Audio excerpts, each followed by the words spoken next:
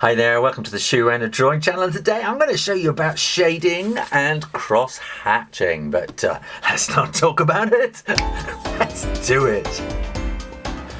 Right, I'm going to draw up here a little sun who's shining away, lots of lovely sunshine, and the sunshine is coming in this direction. And when you come to think about shading, you always want to think about where the light is coming from. So if we were to draw a simple shape like a sphere, well, that's just a circle, but if we want to turn it into a sphere, we need some shading to kind of give it, it's a trick really. The sun is kind of also shining in that direction, you know, it's radiating out. So this is going to be kind of the light point here, and this will be the dark point, but this sphere is also going to kind of cast a shadow, but not just the shadow is going to be cast by the sphere, but the surface here is going to reflect the sunlight back up to this kind of edge rim here of the sphere. It's called ambient light that kind of gets reflected up again. So what we need to think that is going to be the light area, and this part here wants to be the dark area. And so you press harder there, and then you kind of press lighter around it, and it will slowly kind of build up into a sphere. And then you want some very dark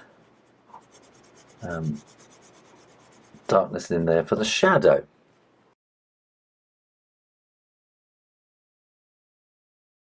We could also have a cube that's kind of sitting there on the table, and this side is obviously going to be the darkest, and this will be the brightest. The face on that side will be the very lightest, but this will be the lightest to us, and this will be kind of somewhere in between. And again, you're going to get this kind of it'll be perspective, so it'll come out at an angle, the shade like that. And this point here is probably going to be the darkest, and certainly along this line is going to be the darkest. But again, you've got this ambient light floating up from the surface, so it's going to get kind of lighter and lighter by pressing lighter on the pencil as you go down nearest to the surface that it's sitting on. And again, you've probably got something darkish there, and just getting lighter just by pressing lighter and lighter as you get near to the surface. And you might have a little bit of darkness there, might have a bit of texture from there, and then you can put in the shade, which will be dark like that, but again will get lighter as it goes further away. Let's try a vase, which is just a little bit more of a tricky shape. That's a bit dodgy, isn't it? There we are. Hang on, let me using an eraser. Let me do that. And here, this is going to be quite dark, kind of like that. We're going to get a bit of darkness underneath the rim, but again we're going to get this reflected light business going on, so that will be lighter. And it's kind of, this is effectively a sphere down at the bottom here, so we've got a similar kind of thing going on like that. This probably wants to be quite dark here, and we probably want it quite dark on that side as well, just to give it a feeling of it being opening up. We'll want a little bit of shade on the rim part there, and you want a bit of shade underneath it. And then this is going to be the kind of the dark edge, and this is going to be the light area up there.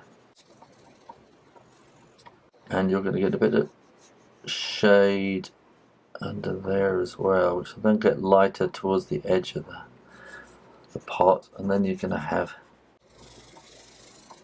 the dark shadow coming away from it. Where's the, we have a horizon in there. That will help to find the edge of the pot like that, which I think should really be darker down in there. So how do we relate this to cross-hatching?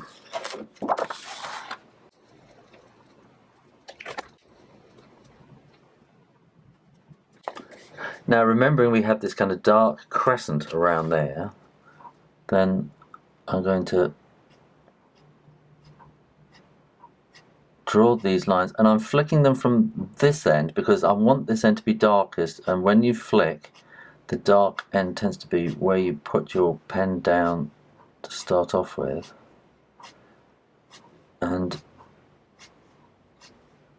I'm going to take that all the way around there, and then I might put an extra little bit there. Now I can turn, right, and you're going to find you're probably going to want to turn it like that, and keep going at an angle to it. And you can see where it's crossing over, it's getting darker already, so that we've gone that way, we've gone that way, and we're going to turn the angle again, and I'm going to take it here, and maybe not quite so deep into where we've drawn, so it's a slightly shallower kind of crescent of crosshatch, like that. And then I could add an extra kind of layer and give it a bit of curve if I wanted to, which would just kind of help with giving a feeling of shape, and maybe curve it that way as I go up, like that. And then we've achieved this kind of crescent darkness around here and left this light up at the top. And then we're going to have the shade will be there.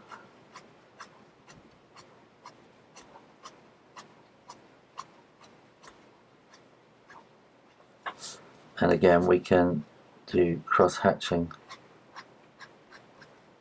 just to reinforce and kind of invigorate the quality of the cross-hatching.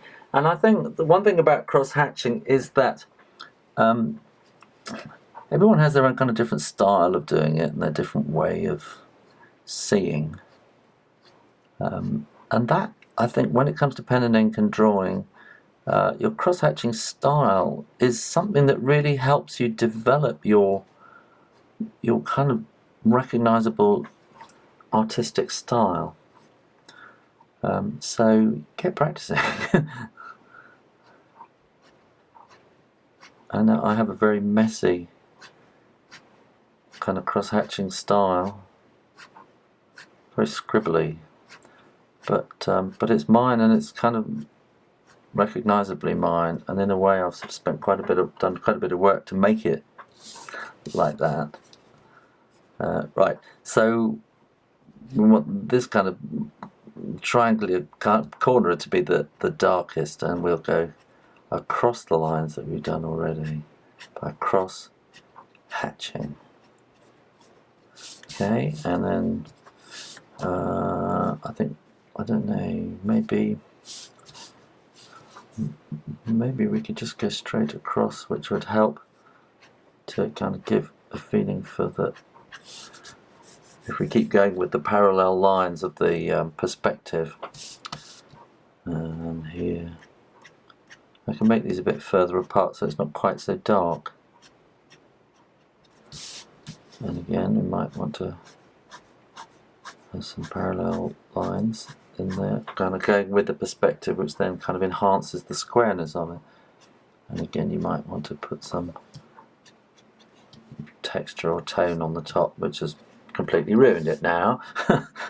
And you've got the shade coming kind of out like that.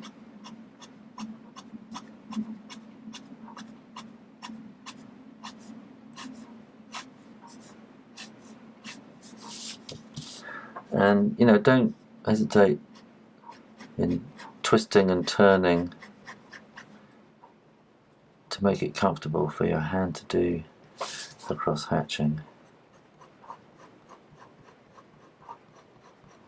Now when you get really sophisticated, then you can really start thinking about the curve of the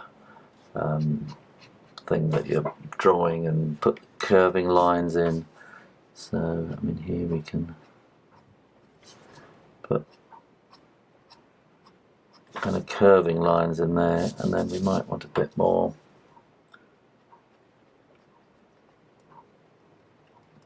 darkness coming up from inside. And here we probably just want to have a hint of shade. We want this kind of, just think of this as being a sphere down at the bottom again. And then we'll shade all the way in, but remember leaving this little bit on the edge as the ambient light.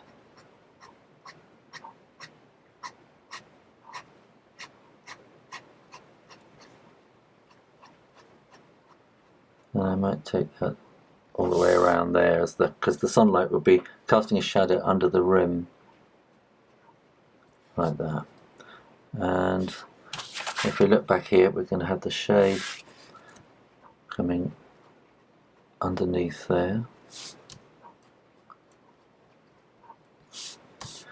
And I think again we'll have a kind of a curvy line, just slightly curved, just to help with the shape there. And then we're going to want to have the shadow.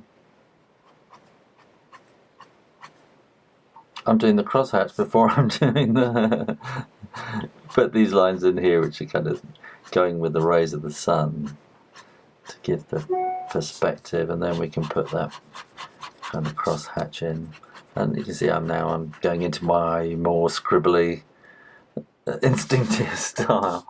And there we go, that's 3 objects done in crosshatch, and that's kind of how we worked it out. So I hope that has answered some of your questions about crosshatching, and if it hasn't, then try and formulate the question you want to ask and put them in the comments box below.